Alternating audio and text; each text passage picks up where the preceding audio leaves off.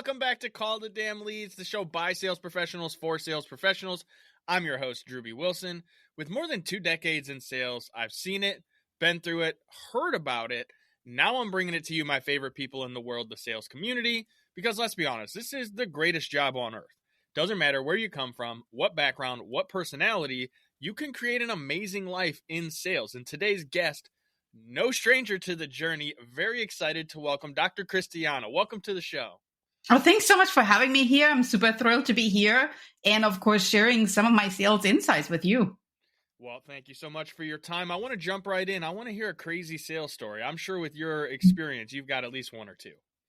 Yeah, I've actually just calculated yesterday. I had about 10,000 students so far that took my sales classes. And I want to really remember the one sales stories where one of them created a prototype of the product and they were getting ready to sample it with an audience of their ideal clients.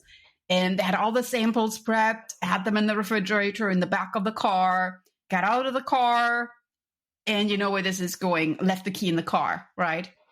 So everybody was waiting in the house, getting ready. They're all hyped up to try this fantastic prototype. It's actually a protein shake, right? And the cooler with the samples is in the car. And I point out this because quite honestly, to me, it sounds like there's like this big day. You're totally hyping it up. That's like when you're really putting product and client together, prototyping something, really going back and doing your best sales pitches with them. And this totally could happen. I mean, it's I forget what the law, Malcolm's something, but it's like the worst thing that can happen will probably happen. And as much as we try to prepare for it, you just never know what the universe is going to throw your way. And so yeah. I would imagine, 10,000 students, that's pretty incredible. Mm-hmm. What have been some of the biggest things that you've noticed for people who want to get into sales? Like, what are some of the common things that drive someone to decide sales is the place for me? I think that most of the time people tell me I really like interacting with others and I really enjoy the contact, even though, we talk a lot via Zoom and we do a lot of sales pitching now with elevator pitches that are recorded. So we don't actually know what their reaction really is when we send out that elevator pitch. But still, the personal contact is the number one reason when people get into sales. And that's really what I train everybody that works with me to do, the one-on-one client interaction, really seeing, I call it the pupils dilate in that sales call when they get really excited about what you are sharing with them. I love that. And one of the things that's always been super interesting to me is when you get into sales, you're learning as much as you can and you're absorbing all of this knowledge, and it can kind of seem like drinking from a fire hose sometimes. And as we progress through the years and we start learning in a way that allows us to then go back and teach the next person how to do the same position, the shift is so interesting when you see someone going through that. Now, there's the caveat that some people can be great at sales, but not be great at teaching others how to sell. What do you think differentiates those two? I think that sometimes people have a little bit of a competitive mindset. Even though if you look at the origin of the word competition, competare, like the Latin word, actually means we thrive together. And sometimes people look at it more in competition as like me, and I'm going to get more sales leads than what you do, and I'm going to get more interactions than what you do, where in reality, the more you help others and the more you think of the sales as being a team approach, the more you are actually going to perfect your own game. Because when you explain somebody else how to do a cold call or do an elevator pitch, you're getting better at it because you kind of formulate it in your mind. And educating somebody else will actually make you better because you are the teacher, becomes the role model, right? And I think that sometimes people, they have a little bit of that competitive mindset where they think that the resources are limited And there's really only so much space for salespeople, when in reality, really, there's plenty of resources for everybody to go around. And I think that really what differentiates a good teacher versus somebody that is more focused on themselves. I absolutely love that. And what I think people need in that journey is someone to challenge them. So for me personally, when I was learning, I had someone who became a mentor of mine that reached out at one point because I was asking questions, and he's like, listen, you're asking great questions. I'm going to help you. But in exchange, I need you to then go and help the other people who are asking these similar questions because I just don't have the time. But I'll pour into you if you're willing to help the next person. And I remember thinking to myself, like, why would I tell everybody else the secret sauce? Like, I want to know all the secret sauce. Why would I tell everyone else? And I remember he said something like, listen, man, everything I'm going to teach you, you could learn on YouTube. Exactly. But do you want to take the time to go to YouTube, or do you want to get it direct from me and go help others with it? And I was like, yeah, you're right. I don't want to waste that time. So like, send me the and it was this huge shift for me. And I would be curious for you, did you have someone in your life that challenged you, which is maybe what led you into teaching and things you do now? For sure. And I actually call it the hero's journey, right? A very common marketing term. We all feel like, oh yeah, we want to succeed and we want to get to, a little success story, even though our path might not be linear at all. But if you really think about it, there's always the guide somewhere, the guide that leads you along your journey.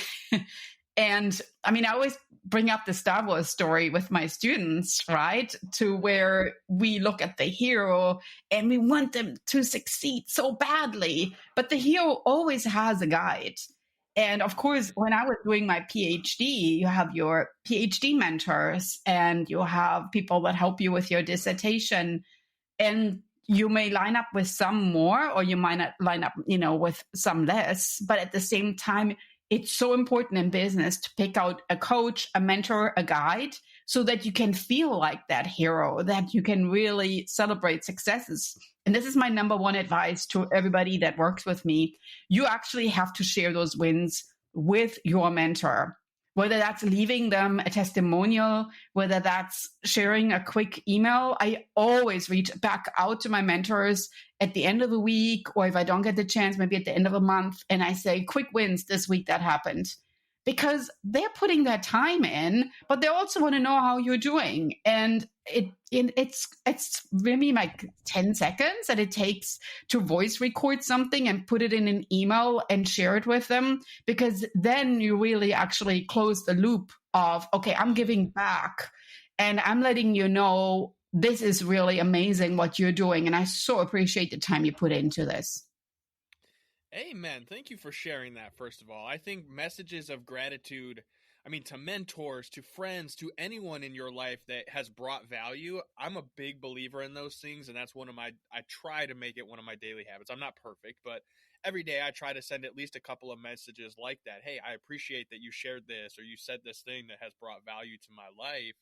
And what I really love about it is that you can learn from just about anyone. Just because someone may not make as much money as you do doesn't mean that they haven't had more success in a different area.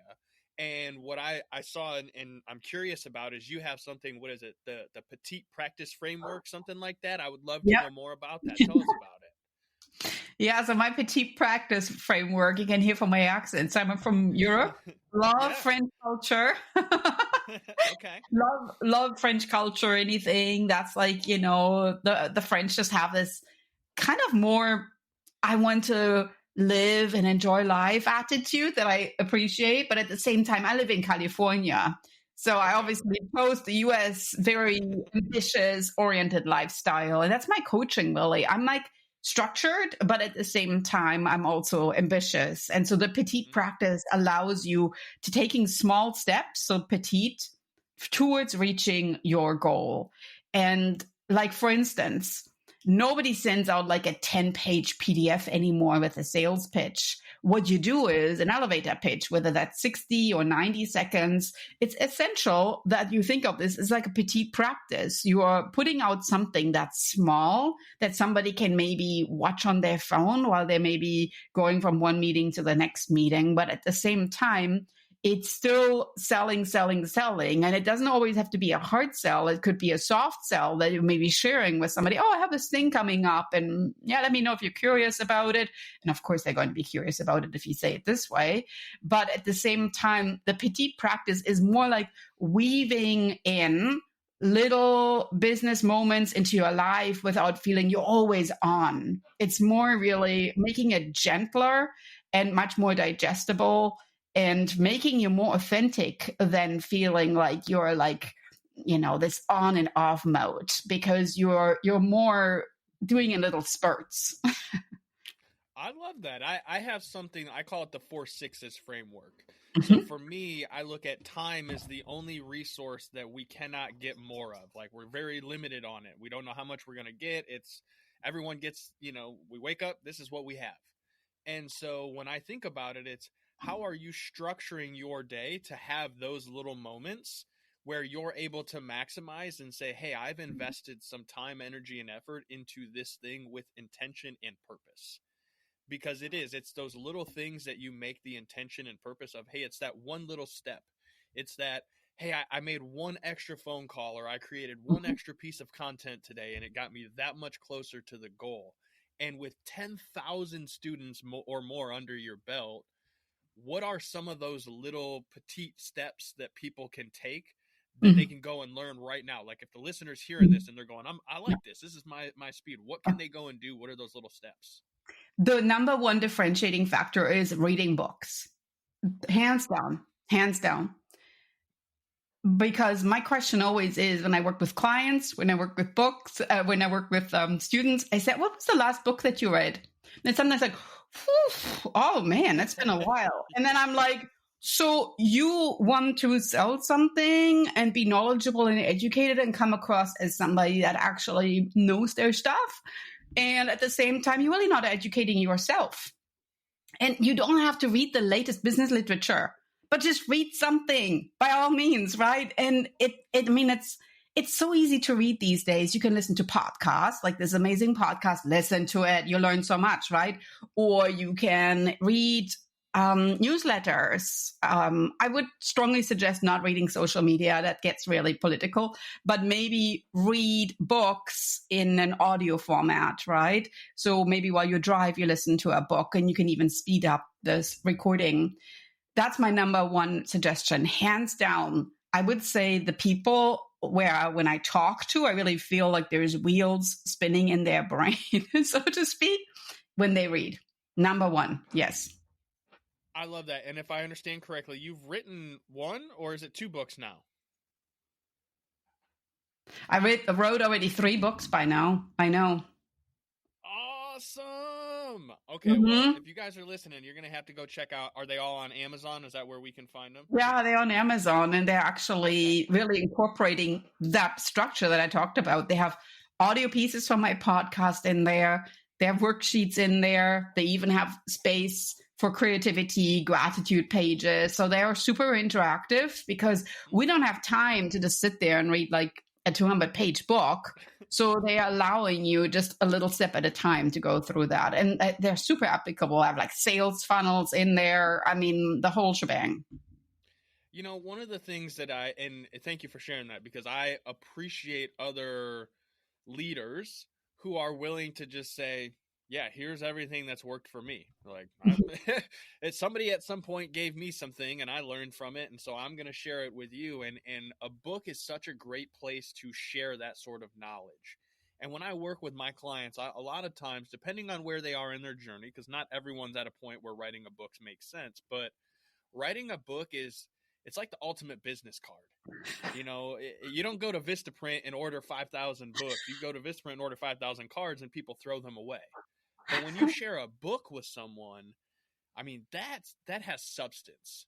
Because to take the time to sit down and to pour that much energy and effort into something, I believe it's truly a blessing for the universe. Whether they know it or not, like, someone is going to find your book and they're going to read it and they're going to take one thing from it, and it's going to change their entire life. And so with when you started creating these books, was it with the purpose of like, hey, I just want to share all this now? Like what made you decide to start writing the books?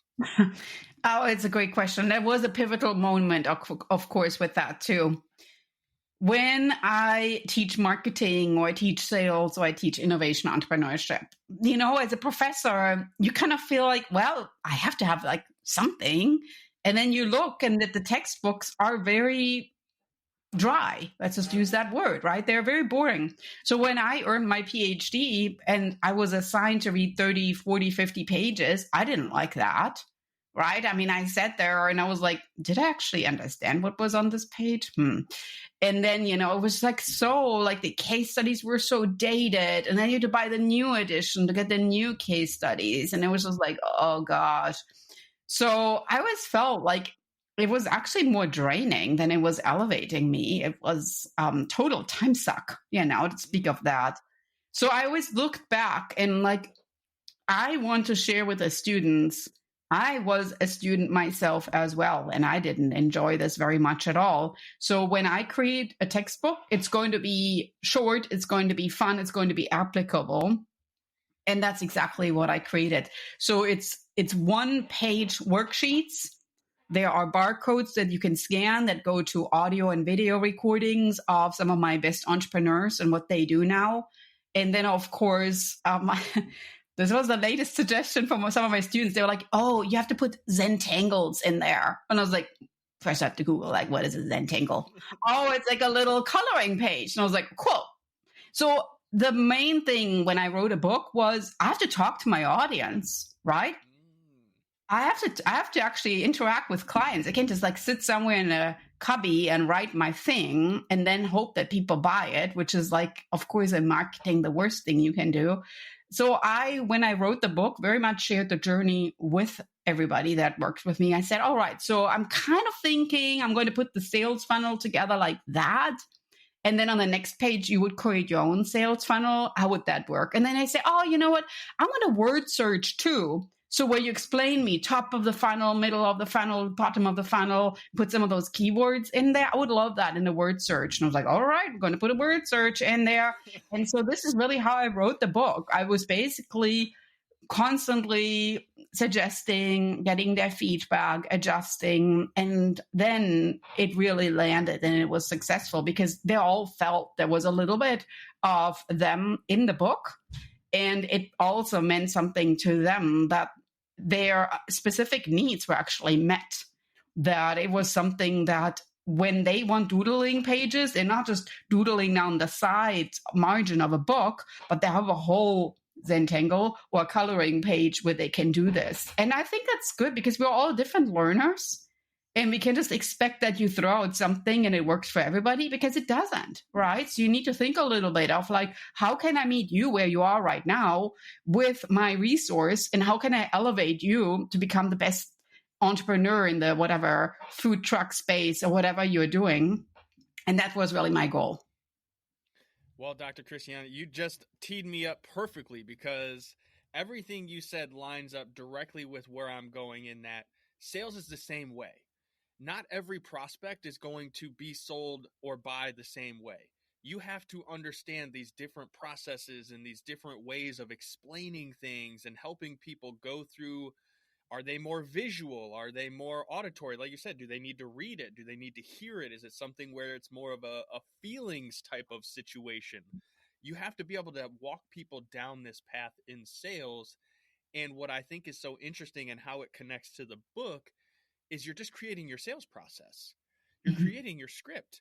And what's cool is that for people, when I help them bring this together and see that, hey, the thing that you're doing every single day, the conversation that you're having over and over and over, if you just do that on voice one time, you can create a transcription and then you can take that transcription and create a playbook and some SOPs and some processes. And now it's scalable because it doesn't have to be you saying it every time. It's right there in front of you.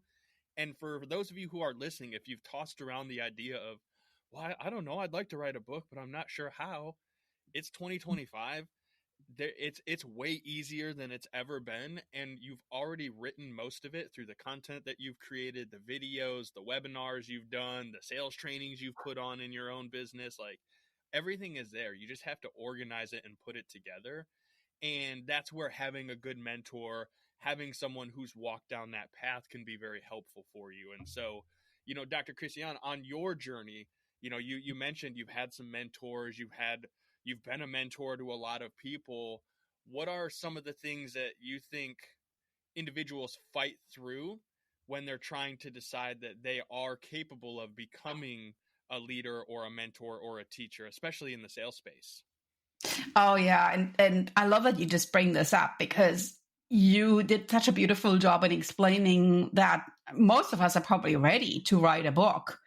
But then when I talk to them and they have all this material that they wrote and it's just like drawers full of stuff, it's really taking that next step and actually making it visible that most of the time people are afraid of.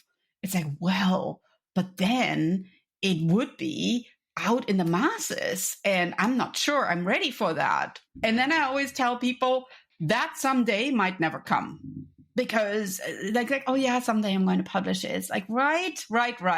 And usually what I do is I'm a firm believer in numbers. It really works for me. I mean, I'm also a business-oriented person, but I'm just like, all right, let's take a calendar. On this calendar, is there any date that means something to you? And we're going to pick that out, and then we're going to reverse engineer back to today. And that date will be when you hit publish on your book, right? So that really worked for me. The mentors that helped me write my dissertation, my number one mentor actually left the university and went to a different university. So I knew that the date that he was leaving, I had to finish up. And so I bought my parents' plane ticket from Germany. And I said, you're going to be here for my graduation. They were like, oh, are you actually done? And I was like, well, I'm going to be done. Don't have a choice. I mean, I'm going to be done, right? And so my professor is leaving. I have to graduate because I don't want to write this thing by myself. And so they said, all right. I mean, now we're committing a lot of money coming from Germany to your graduation. But at the same time, I think that's what helps, to have that pressure, to have that deadline. And I remember when I was writing my literature review, which I love writing literature reviews because it just pulls like your white space in, like, how do I fit in? How do I contribute to this? And I remember writing it and thinking, there's so much research out there. And then your mentor basically tells you, and you know what? And you just have to move on. You have to go now and you have to leave the research and the literature review behind. And we're moving on to the next chapter, because otherwise you'll be this old white lady sitting in the corner in the library, still writing her literature review. And we're not doing that. And I was like, okay, moving on.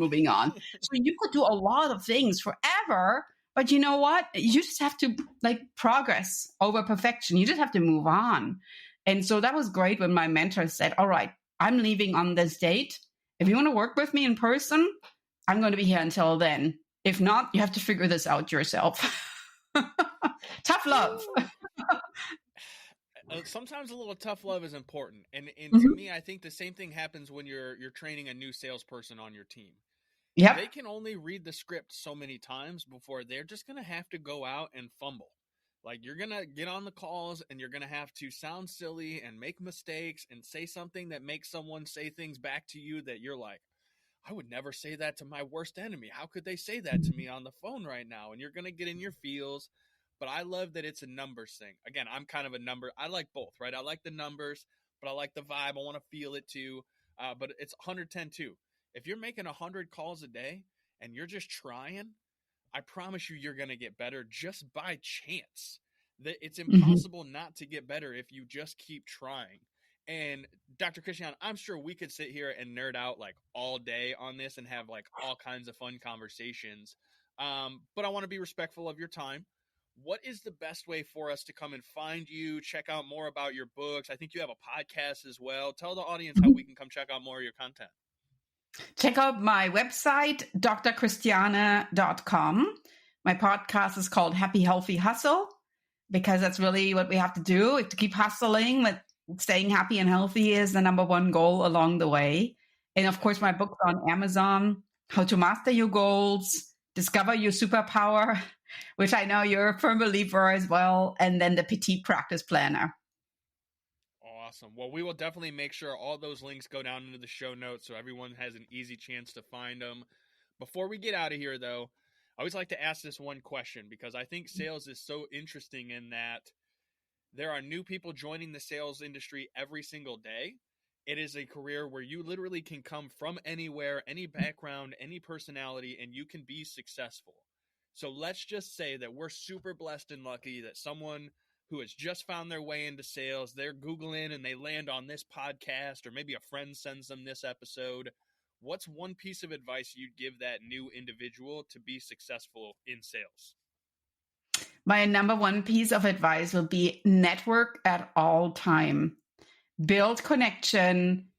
Take notes after you meet somebody. Write down little things about that person, how to pronounce their name, what was special about them, because you cannot underappreciate how people will really resonate with that you put the time in, that you remember little things, and the next time when you meet them, that you ask them about these little bits of information that they shared with you. That is so important, because then every sales call will build on each other and you're not constantly starting from number one, right? So you're essentially following up and you're building the connection, because at the end of the game, this is a relationship and you are building a relationship from day one. So my number one advice is always, you need to honor the relationship, the time that somebody shares with you.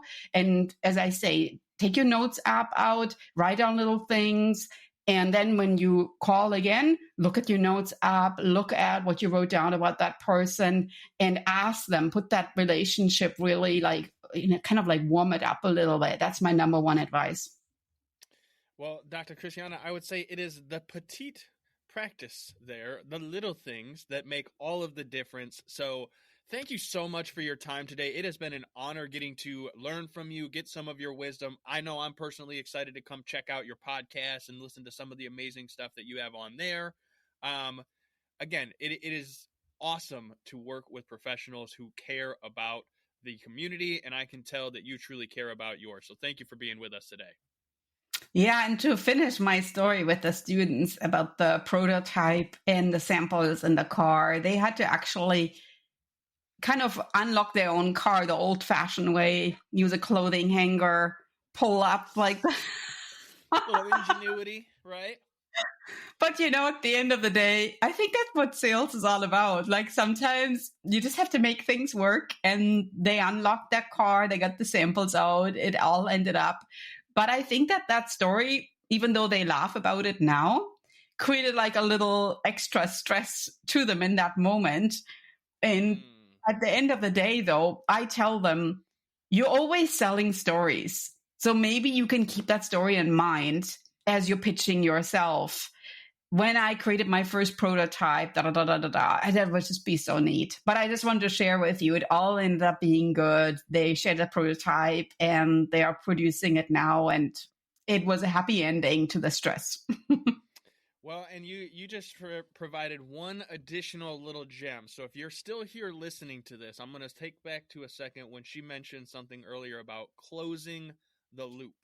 And one of the things that the unconscious mind hates is open loops.